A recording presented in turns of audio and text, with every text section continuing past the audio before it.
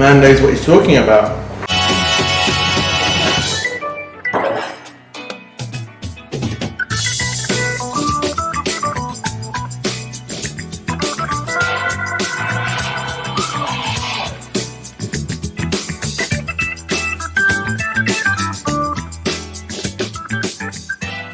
So let's cut them in half.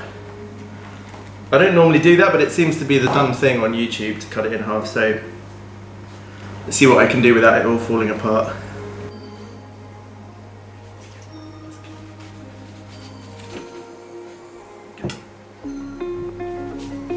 I haven't eaten a burger for ages. I'm trying to, watch my red meat. And I normally go for steak if I'm having red meat, but this week I just fancied this.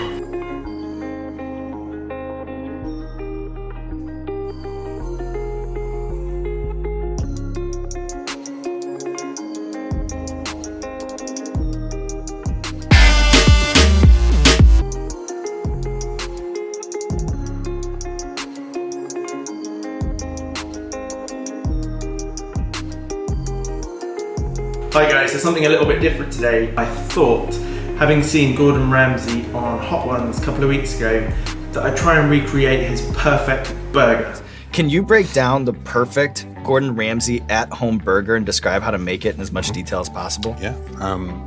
So for me, it's about that blend. I would go 60 grams beef, 10% fat, blend that with 10% chuck, and then I would do almost like a luxurious forearm in there. And then the last part's somewhat lean. So a bit of a tri-tip in there in a way that it sort of holds that thing together. So it's tight. The secret of a great burger is in the seasoning. And so too many people make the burger, but they don't season it properly. So season this thing, chili flakes, garlic powder, salt, pepper. And today I've managed to recreate pretty much exactly what he said. And I want to figure out if he was talking bullshit when he was asked on the spot what his perfect burger would be, or if it's something that he's actually figured out. Because every time I try and make a burger at home, it doesn't taste anything like the ones you get in a really good restaurant, or even like the ones from pretty much all the fast food places, which tend to melt in your mouth. They're obviously not very healthy, but occasionally you just want to treat yourself to a delicious burger. So here's how I made it. I was lucky enough for my butcher to put this together with me, and that was to have 40% of mince and then equal parts of the fat, a prime piece of ribeye, some chuck steak, and some tri-tip. If you have a good butcher that you know, there's no doubt they'll help you with that.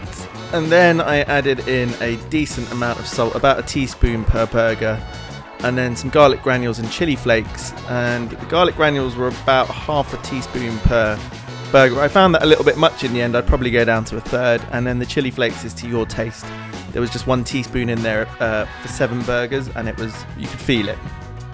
The other thing I would say is when you're putting all this together, try not to compress the meat together too much. It's something I'm learning as I'm making more burgers, because you will end up with a denser burger, which is not what you want.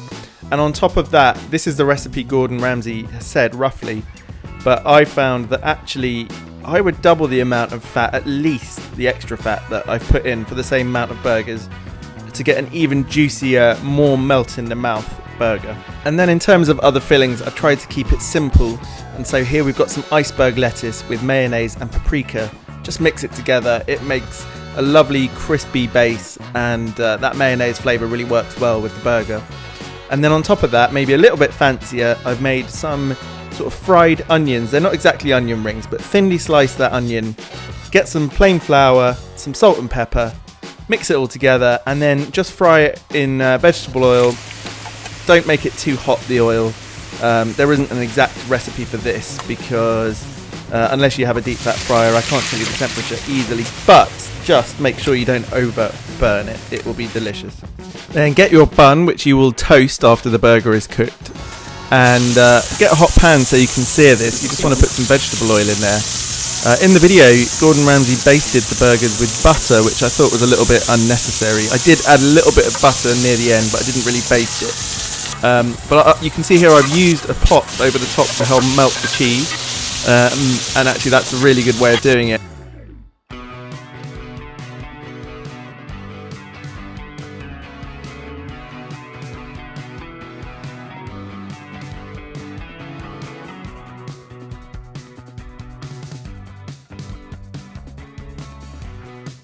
Hi guys, I finally got the burgers ready. It's pretty smoky in here, so I'm sorry if it looks smoky on screen. But I thought what we'd do is line them up like this. And I tried to stack it so it's not just a complete mess.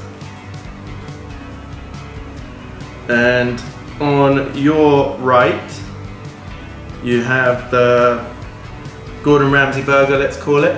And over here we have just the normal mince that I would do, but with the same seasonings.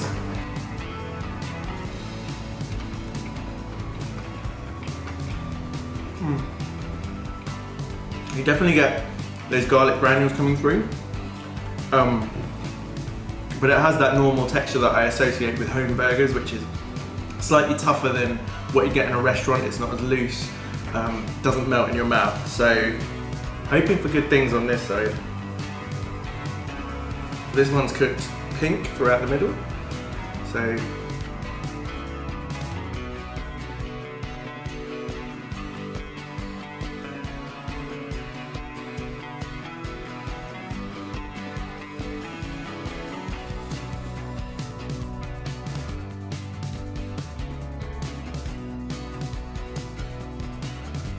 should be, it even smells better. Let's smell this one. So this has got a very beefy smell, but this one, I don't know, might just be psychologically, it smells a little bit more delicate. Here we go.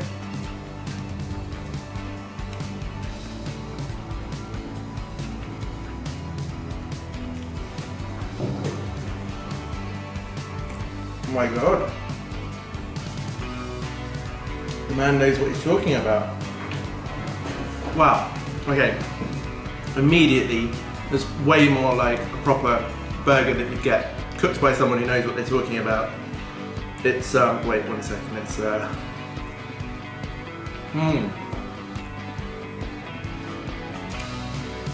it's more unctuous. It doesn't have the same bite, it's softer.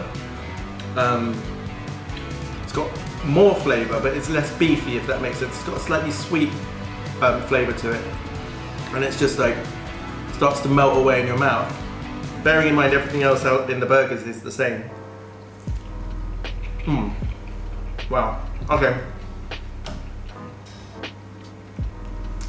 I can see we're going to be having a bit of fun tonight with these burgers.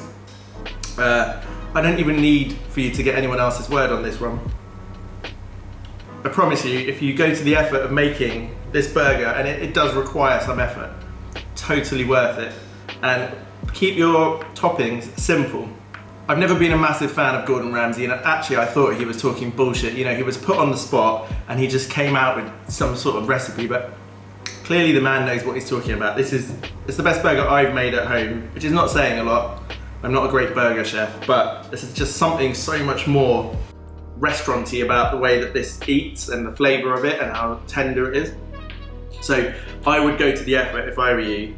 Not that this is a bad burger, you know, this is good chuck steak. You know, you've got a high fat percentage, good for a burger, but this, there was something different in it. The flavour is just more interesting, the texture is softer, and altogether I can't wait to go back and eat more of that. So I fully recommend that you follow this recipe, and I hope you enjoyed watching today, and that's my verdict. See you next time. If you enjoyed today's video, please give it a thumbs up and think about subscribing to the channel. See you next time.